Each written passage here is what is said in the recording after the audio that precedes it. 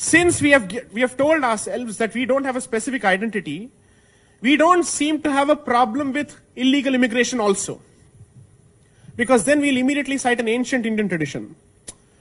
Atiti Devo Bhava, they have to come. How can we behave like this as far as these people are concerned? We have welcomed the Jews, we have welcomed the Afghans, we have welcomed the Tibetans. Why can't we welcome these people? Have Tibetans killed you? In all the years that Tibetans have lived in this country since the invasion of their country, have you heard one riot between Tibetans and Indians? At least in the name of religion. Jews have been living in this country for millennia. They too are a monotheistic faith. Have you heard of one problem between Jews and non-Jews? Parsis have lived in this country. They perhaps constitute the best definition of a minority because today their population is 60,000 and even going down. You've never had a problem as far as they are concerned. So how is it that a position with respect to one particular group is immediately interpreted as an anti-minority position when I don't seem to have a problem with any other minority? They are minorities in the true sense of the word. What does this tell you? And I have to impress upon you this important aspect.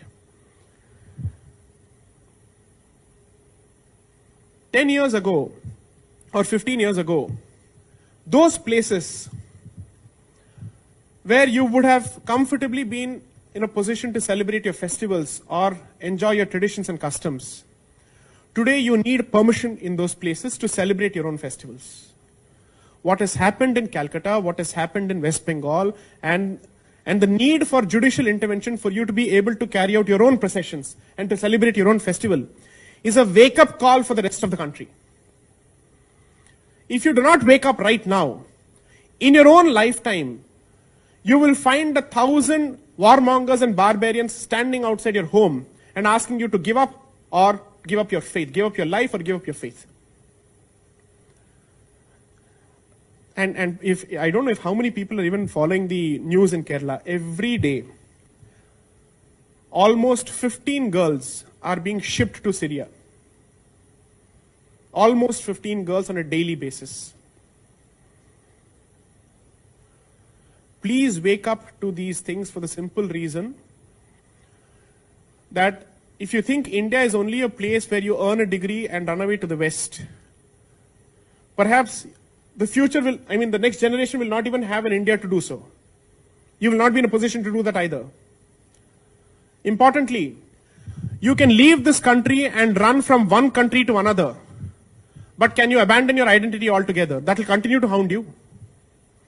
And someone who has a problem with your fundamental identity, it doesn't make a difference to him whether you're in India or any other place. As long as you don't give up that particular identity, he's going to come after you.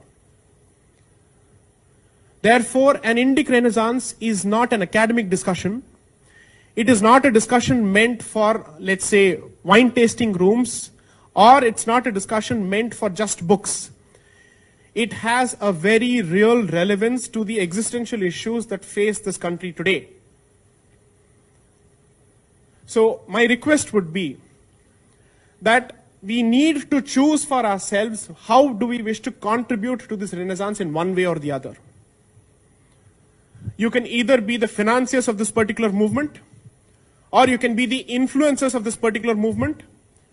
You can be the thought leaders of this particular movement, or you can be the grassroots activist. But you must take part in this particular movement in one way or the other, because if you don't do so, your children will not live in the same India that you lived. And you certainly don't live in the same India that your parents lived.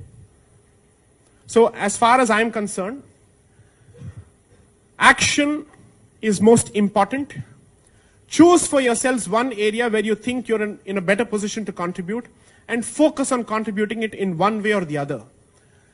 Me, as part of my work, and my team have chosen the legal and the constitutional means to contribute in whichever small way that we can to push forth our point of view.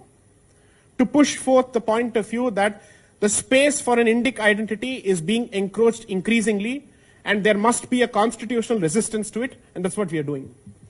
Please choose for yourself a certain forum, a certain field of activity, a certain area of expertise, and dig deep into it, and make sure that you contribute to it in one way or the other. One of my most favorite statements is, if you can't be a Rana Pratap, at least be a Bhamasha. If you can't fight in the field of battle, at least help those people who are taking the fire on a regular basis. There is strength in numbers, and therefore numbers matter, and therefore demographics matter. We are willing to treat everybody as our equal. And for us, it doesn't make a difference who comes from what faith, but it seems to matter to the other side. Unfortunately so. So wake up to this reality and find an area where you can contribute to the Indic Renaissance in one way or the other. Questions, please.